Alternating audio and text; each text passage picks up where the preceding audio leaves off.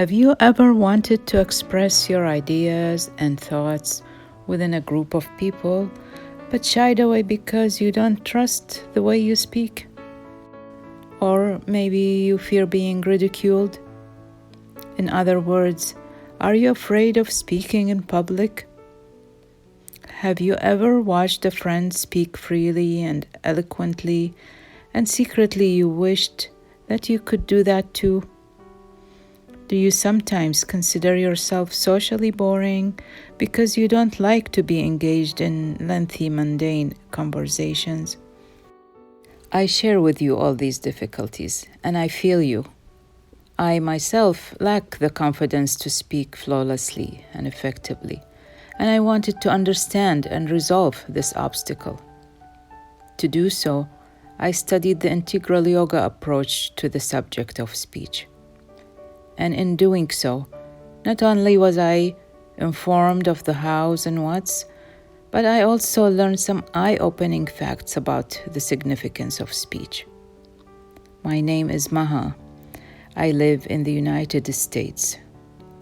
I am a seeker of truth, and I aspire to speak the truth fluently with the power of the word of true knowledge.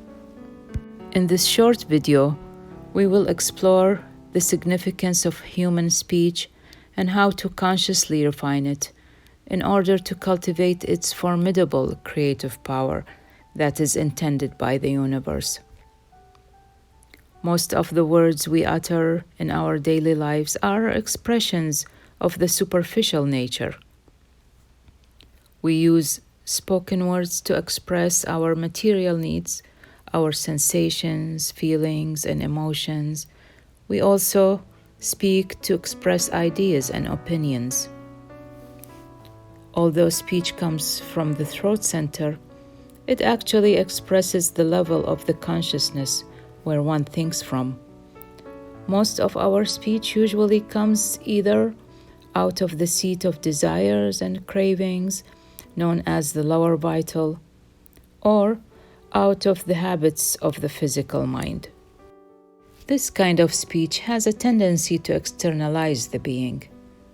It prevents the inward listening, which brings another level of speech referred to as the word of true knowledge, which we will talk about further ahead. So, does that mean that it is preferable to revert to silence and avoid that kind of speech altogether? The answer is no. Control over what one says is more important than complete silence. The best is to learn to say what is useful in the most exact and true way possible. In fact, a being who is very conscious, who is mentally, intellectually very developed, talks only when it is necessary. She does not utter useless words. I hope by now you are becoming more appreciative that you are not talkative. Now, we need to learn how to say what is useful in the most exact and true way possible, which will take us back to the other level of speech that I mentioned earlier, the word of true knowledge, which is the inspired speech that comes from higher planes of consciousness, above and beyond the human mind. For example, sacred scriptures are words of true knowledge that were uttered by prophets, seers, and spiritually enlightened human beings, whose vast consciousness enabled them to be conduits of the supreme truth. Mystic poetry is another example of inspired speech. Now, the question is this level of speech accessible to you and me? And if it is, could it help with overcoming public speaking anxiety? The answer is yes to both questions. Mira Alfassa, whom we lovingly refer to as the Mother, summarized how to master the art of speech in the following powerful passage. If you want your speech to express the truth, and thus acquire the power of the word. Never think out beforehand what you want to say.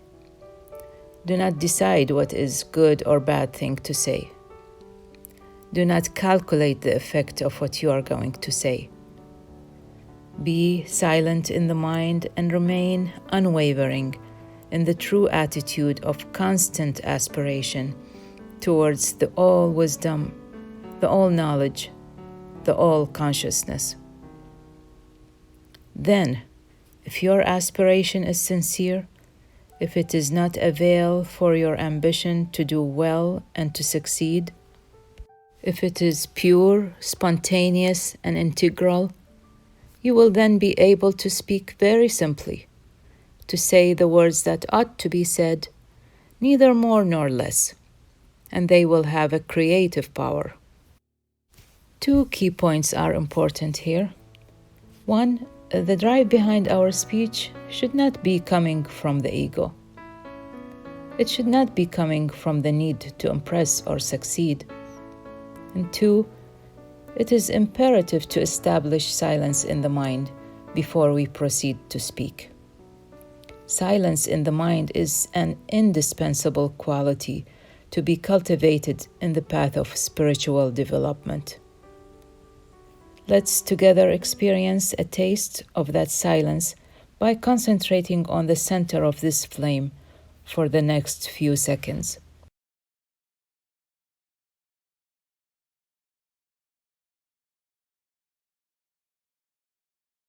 This is only a glimpse of the experience of silence in the mind. In fact, many hours of silent concentration are needed to be able to speak usefully for a few minutes. There is another aspect of speech that is very important to pay attention to. Quantum physics concluded that matter explored at the minutest microscopic level is nothing but vibrations. There is nothing solid in the way we perceive it. This means that we, as human beings, and all the animals, plants, and objects that surround us are nothing but clusters of vibrations. At the same time, the vibration of the vocal cords in speech produce sound waves. Vibrations in the universe alter each other, and human speech in particular has a formidable creative power that should be exercised with utmost prudence. That's why one must not allow one's tongue to be used to project bad vibrations into the atmosphere. For nothing is more contagious than the vibrations of sound.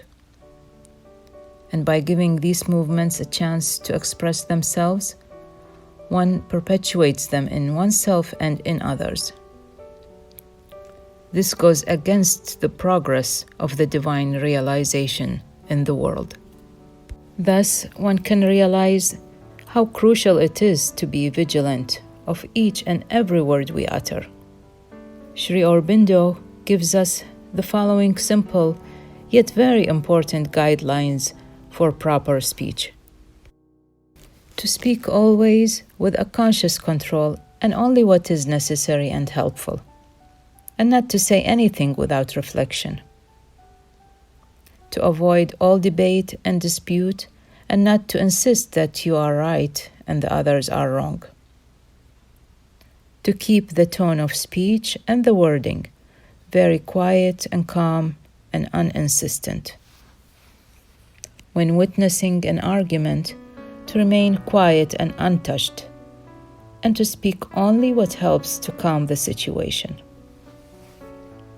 When there is gossip or criticism, one must not join the conversation, for these things bring the consciousness down from its higher level.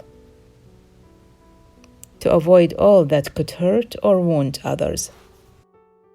In conclusion, one is to master the art of listening to the inner voice in order to master the art of speech.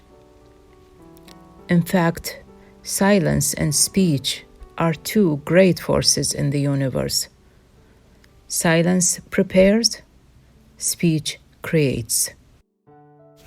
This video is based on my understanding and experience of the vision and works of the Mother and Sri Aurobindo, the founders of Integral Yoga, a paradigm-shifting approach to spirituality in life. If you would like to go deeper into speech in the light of Integral Yoga, do check the links in the description below.